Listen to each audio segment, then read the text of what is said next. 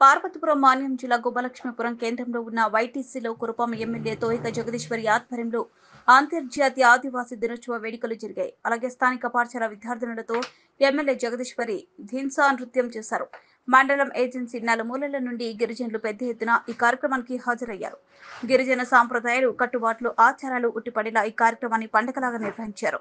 స్థానిక ఆశ్రమ పాఠశాలలు, రెసిడెన్షియల్ పాఠశాలల నుండి గిరిజన విద్యార్థినులు ఈ ఆదివాసీ దినోత్సవ కార్యక్రమంలో జానపద గేయాలకు నృత్య ప్రదర్శనలు చేశారు.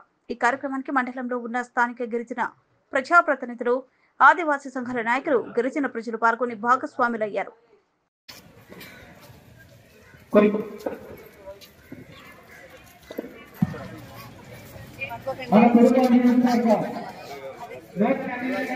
Para